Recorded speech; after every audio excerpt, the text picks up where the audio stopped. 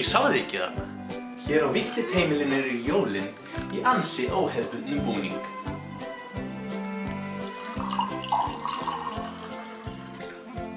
Hér ekki drukkin jólaöl eða jólaglögg.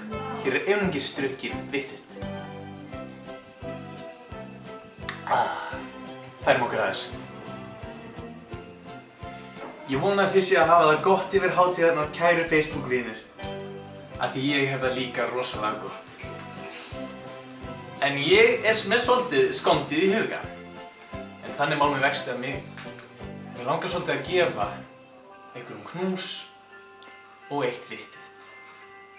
Eða 2 Vittit, ég er í góðu skapi.